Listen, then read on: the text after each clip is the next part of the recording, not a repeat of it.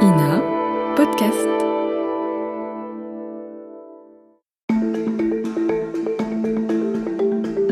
Les pays du Golfe sont-ils au bord de la faillite ? Vous savez, les Émirats arabes unis, l'Arabie saoudite, le Qatar, Bahreïn, Oman, le Koweït, ces pays qui entourent, avec l'Iran, le Golfe Persique et qui sont depuis le 28 février dernier pris malgré eux dans la guerre qui oppose l'Iran, les États-Unis et Israël. Les pays du Golfe visés directement ou indirectement par des drones et des missiles iraniens, ces mêmes pays qui ne peuvent plus exporter leur or noir depuis le blocage du détroit d'Ormuz où transite normalement 1/5 du pétrole mondial. Ces pays qui voient aussi leur grande capitale, hier encore symbole de luxe, de prospérité et de sécurité, menacée par un conflit dont on ne voit pas encore l'issue. Loin de là. Se pose alors cette question. L'économie des pays du Golfe est-elle en danger ? Assiste-t-on à la fin des années fastes de la région ? La fin d'un modèle ? Tout ça, on en parle avec vous. Camille Lons, bonjour. Bonjour. Vous êtes chercheuse spécialiste des pays du Golfe et directrice adjointe du bureau parisien du Conseil européen pour les relations internationales. Camille Lons, ils risquent la faillite, grosso modo, les pays du Golfe. On découvre là une sorte de colosse au pied d'argile ? En effet, c'est-à-dire le monde découvre la fragilité structurelle de l'économie et de la position géographique de ces pays qui apparaît aujourd'hui avec le conflit en Iran et il y aura clairement un avant et un après cette guerre pour ces pays-là. Et on va rentrer effectivement dans les détails de cette structure politique, économique de toute cette région avec vous. Mais avant ça, vous le savez, on commence comme chaque semaine par un récit en archive et puis on se retrouve juste après. Je m'appelle Théophile Cosset et vous écoutez Le Temps de l'Actu, un podcast de l'INA et de l'Université Panthéon-Assas. C'est parti. Qu'est-ce que c'est que ce problème ? Il y a un sujet un petit peu complexe pour le débattre en 2 minutes. Enfin, pardon, on n'est pas à l'université. Enfin, je veux dire, excusez-moi. Et le monsieur, qu'est-ce qu'il en pense ? The yes needs a no to win. Again the no. Réfléchissez bien. Et surtout, faites réfléchir autour de vous. Et j'attendais, je ne vous le cache pas, ce moment avec un peu d'impatience. S'il y a bien un lieu qui incarne le développement et le succès des pays du Golfe, c'est Dubaï. Et croyez-le ou non, Dubaï, il y a encore une 50aine d'années, c'était un petit port de commerce et puis surtout du sable. Écoutez, archive de 1971, c'est l'une des toutes premières fois qu'on parle de Dubaï à la télévision française. À la corne sud-est de la péninsule arabique, à l'endroit que les navigateurs appelaient la côte des pirates, un État réduit à un port, encerclé par le sable et la mer, brûlé par le soleil. Dubaï, 60 000 habitants et une température à ne pas mettre un chameau dehors. D'après M. Gerg, directeur de banque, la prospérité de Dubaï vient du commerce avec le monde extérieur. Pas du pétrole. On vient juste de découvrir le pétrole. Et nous avons de grands projets en perspective, mais ils ne rapportent pas encore d'argent à l'État.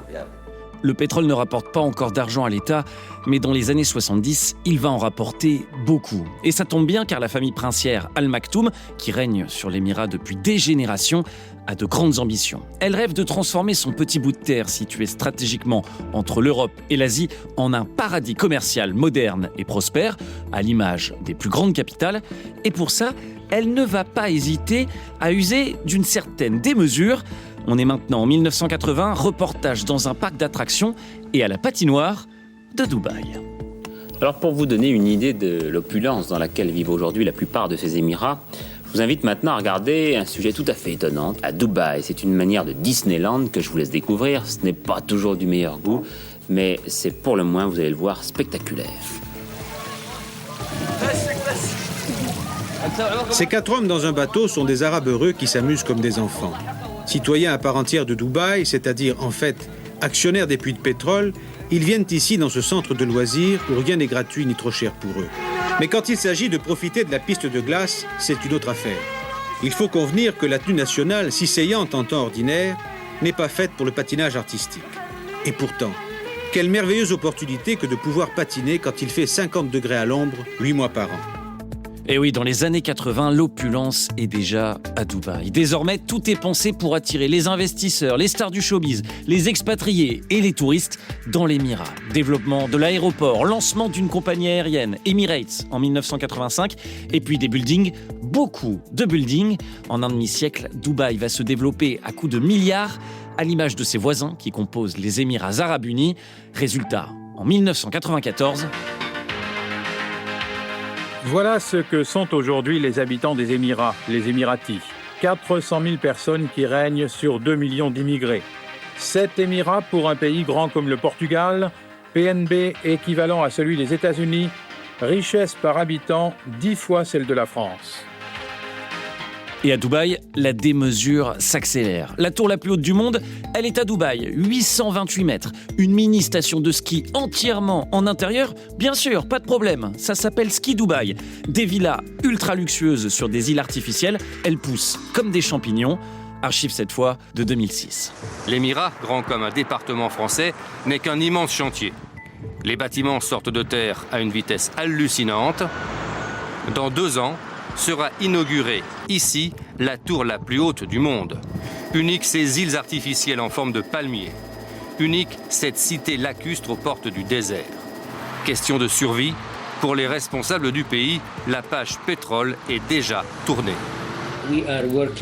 Nous travaillons pour positionner Dubaï comme un leader régional et mondial du tourisme et des affaires. Pour attirer une clientèle haut de gamme, on imagine donc des projets les plus fous. Parc tropical en plein désert, marina, palace géant, spectacle aquatique avec dinosaures et dauphins, circuit de Formule 1, cité des sciences, quartier d'affaires. Un monde où l'imagination est la seule limite. Pari gagnant pour l'Émirat. Pas grave si les puits de pétrole sont désormais vides. 15 ans plus tard, la fréquentation touristique bat son plein. Plus de 19 millions de visiteurs en 2025.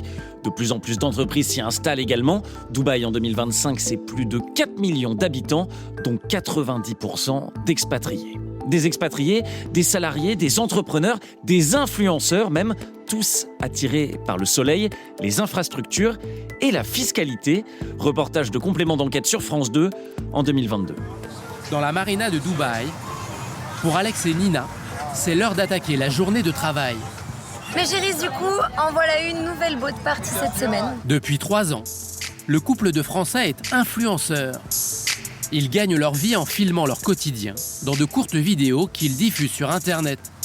Et ici, à Dubaï, ils ont de quoi faire rêver.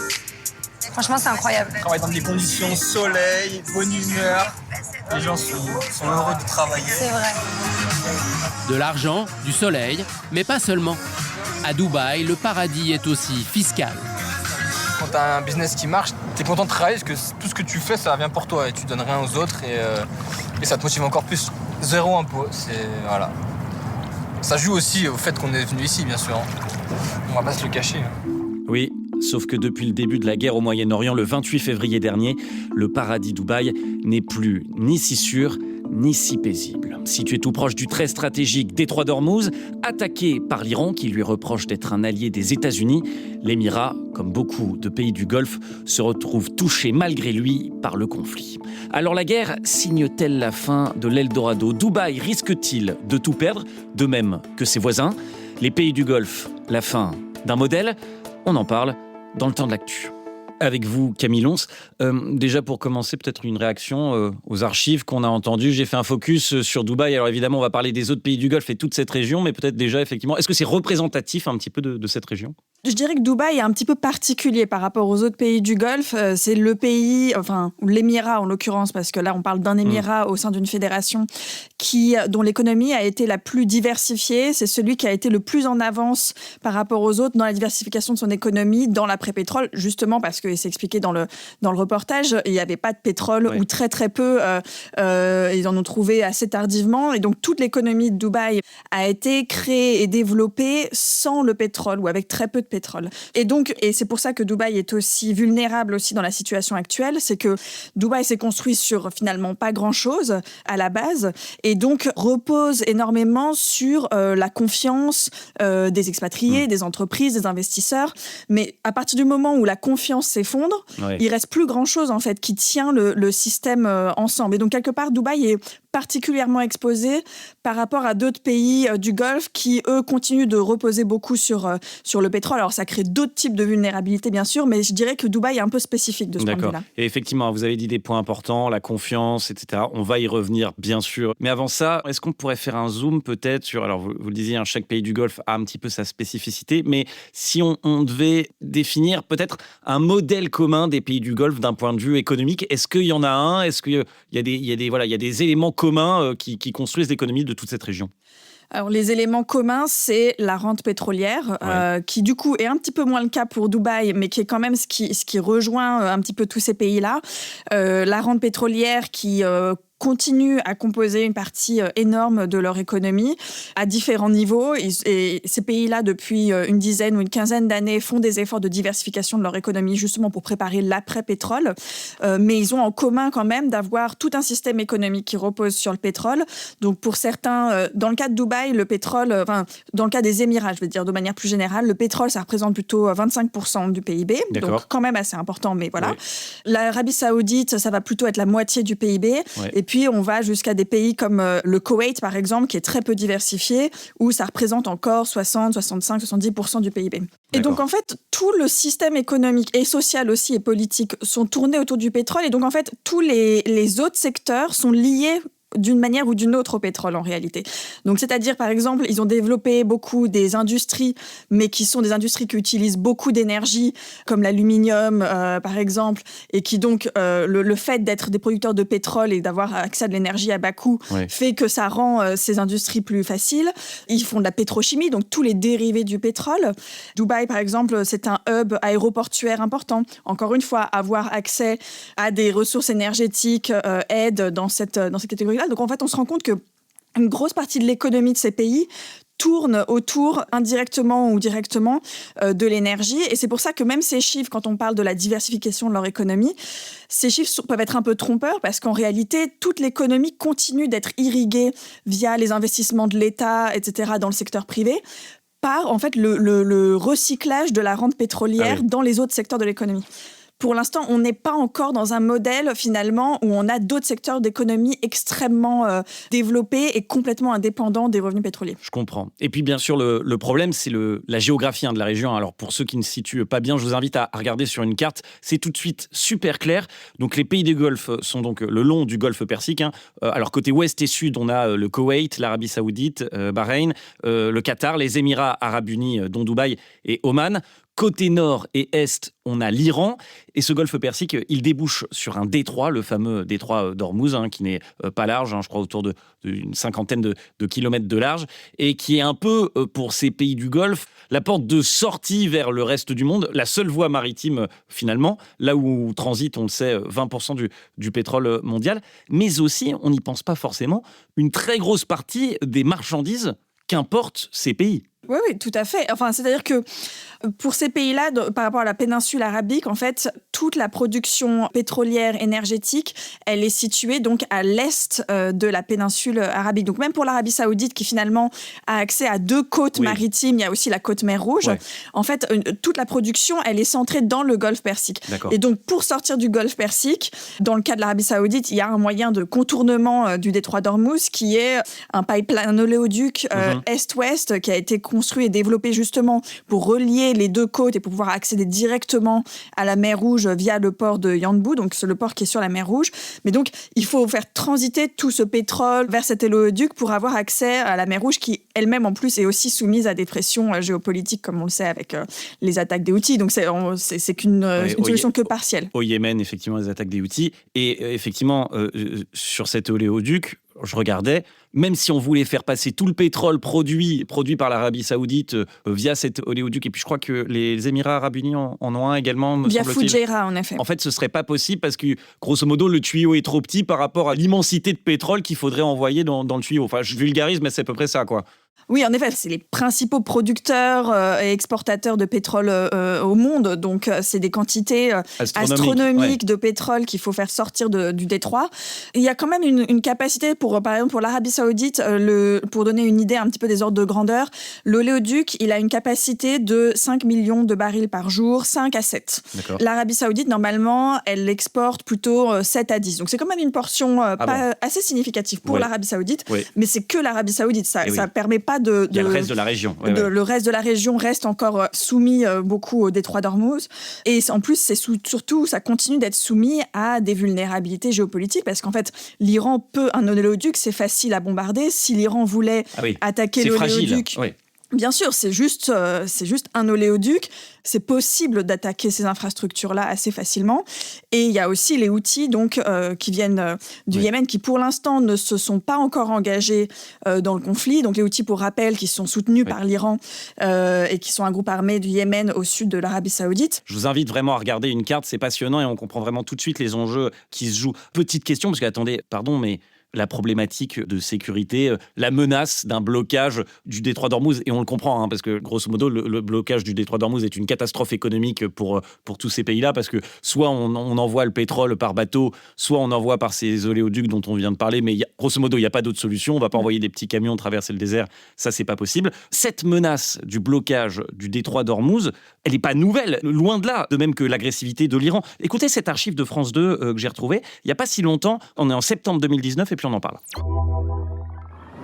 Les installations pétrolières de l'Arabie Saoudite ont-elles été attaquées par des missiles tirés depuis l'Iran? C'est en tout cas ce qu'affirme aujourd'hui un responsable américain à nos confrères de l'agence France-Presse. Téhéran aurait procédé à des tirs de missiles depuis son sol. Le vice-président américain se dit prêt à tous les scénarios. Nous sommes prêts. Ainsi que le président Trump l'a dit, nous ne voulons faire la guerre avec personne. Mais les États-Unis sont préparés. Un nouvel épisode dans le bras de fer que se livrent Washington et Téhéran. Avant l'été, il y a eu la crise des tankers, plusieurs pétroliers endommagés dans le golfe Persique. Washington avait alors accusé l'Iran d'être derrière ces attaques. Depuis le temps que ces pays savent que la situation peut très rapidement se tendre en raison de la présence de ce voisin encombrant et menaçant qu'est l'Iran, il n'y a pas eu d'alternatives qui ont été pensées. Alors peut-être que la question peut sembler simpliste, c'est un peu du yaka faucon, mais je me suis posé la question. Juste pour ajouter, il y a eu les attaques en 2019 sur les installations saoudiennes, mais le reportage mentionne aussi la guerre des tankers. Il y a eu la guerre des tankers dans les années 80, pendant la guerre Iran-Irak aussi. Donc en effet, c'est une menace qui pèse sur cette région-là, la menace de fermeture du détroit d'Ormuz. Et en effet, c'est-à-dire que tout le monde est conscient. Et c'est ce fameux pipeline Est-Ouest qui a été développé par les Saoudiens pour contourner le détroit d'Ormuz, ça fait partie des réponses de prévision à un événement comme celui-là. Mais le problème, c'est que c'est extrêmement coûteux et donc n'est pas privilégié par beaucoup de ces pays. Certains n'ont même pas les moyens, en fait, de faire des alternatives. Par exemple, pour le Qatar, là, on est sur le côté, cette fois, LNG, donc gaz naturel liquéfié. Oui, le Qatar produit du gaz et d'ailleurs, ils se sont fait bombarder leurs infrastructures de production de gaz. Ça va prendre un temps fou apparemment pour réparer. C'est potentiellement une catastrophe économique pour le pays. Exactement. Et le Qatar, c'est vraiment l'un des très très gros producteurs mondiaux. C'est 20% de la production mondiale rien qu'au Qatar.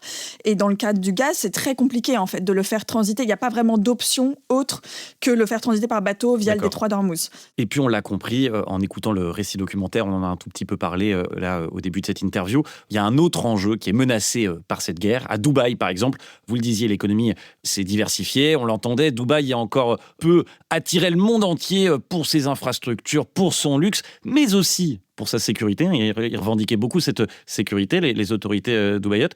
Évidemment, la situation a complètement changé. En effet, et c'est ça tout le problème, c'est-à-dire que donc en effet sur le champ des secteurs économiques sur lequel Dubaï a beaucoup reposé, il y a le port de Dubaï, de Jebel Ali, qui est l'un des plus gros ports, c'est le plus gros port, je crois, de toute la région Moyen-Orient, et il doit être dans le top 10 ou 12 des plus gros ports commerciaux au monde, qui est un hub commercial énorme entre l'Asie, le Moyen-Orient, l'Afrique et l'Europe. Donc tous les navires qui arrivent d'Asie, souvent les gros navires vont venir faire ce qu'on appelle du transshipment à Dubaï pour ensuite répartir leur cargaison dans des plus petits navires qui vont ensuite se répartir dans le reste de la région. Donc c'est vraiment un hub très très important. Jebel Ali, il est situé à l'intérieur du détroit d'Ormuz. Donc si le détroit d'Ormuz est fermé, ça pose un problème majeur pour ce hub-là. Et sachant qu'il y a le port lui-même, mais il y a aussi toute la zone industrielle autour de Jebel Ali qui s'est développée au fur et à mesure des années. C'est des infrastructures énormes. Il y a l'aéroport aussi, je crois. Ils sont en train de construire le plus grand aéroport du monde. 35 milliards de dollars, si je ne dis pas de bêtises. Si aucun avion ne peut atterrir dans les prochaines années, évidemment, ça va faire très, très, très, très cher l'aéroport. Aéroport, pareil, qui est lié aussi au port. C'est-à-dire toutes ces infrastructures, en fait, sont connectées les unes aux autres. Et c'est parce qu'il y a un aéroport connecté connecté avec la compagnie Emirates, qui est l'une des plus grosses compagnies au monde en termes de passagers. Il me semble même que c'est la plus grosse compagnie aérienne au monde en nombre de passagers. C'est ça aussi qui permet justement ensuite aux entreprises de venir s'installer dans la région, parce que les entreprises se disent c'est pratique, on peut prendre l'avion et aller en quelques heures n'importe où dans le monde depuis cet aéroport-là. Donc en fait, tout est un petit peu lié les uns aux autres, et quand on commence à toucher une partie de ce maillage-là, ça affecte tous les autres secteurs d'activité et ça peut créer un effet boule de neige un petit peu. Et on a le sentiment, alors bon, à voir comment ça évolue, mais qu'il a un petit peu commencé déjà. Plusieurs sociétés étrangères ont demandé à leurs employés d'évacuer les bureaux, à Dubaï notamment, et on l'entendait dans le récit documentaire, aux Émirats Arabes Unis, 90% de la population est expatriée. Il y a 40 000 Français, par exemple. Ils risquent de tous partir, ces expats, ou pas encore, raison gardée? Je pense que les choses vont pas se bouger du jour au lendemain, même sur le plan économique. C'est-à-dire que l'impact est potentiellement énorme. Après, je pense qu'il faut toujours nuancer ce genre de propos, dans le sens où, déjà, malheureusement pour le Moyen-Orient, mais il n'y a pas beaucoup d'autres options dans la région alentour de villes comme ça qui sont capables d'accueillir avec des infrastructures modernes, et puis toute la fiscalité qui est avantageuse. Enfin, il y a quand même quelque chose qui s'est mis en place là depuis des décennies à Dubaï qu'on peut pas remplacer si facilement que ça. Il n'y aura pas de port, enfin un port comme Jebel Ali avec les infrastructures de Jebel Ali, c'est pas si facile que ça à remplacer juste à côté. Et pareil pour les expatriés, il y a en effet cette question de la confiance, c'est-à-dire que, et c'est important de le mentionner, c'est-à-dire que si on compare avec d'autres pays du Moyen-Orient qui peuvent être soumis à de l'insécurité, par exemple, la comparaison, elle est souvent faite avec Israël. C'est très différent parce qu'en fait, les Israéliens, il y a un attachement national.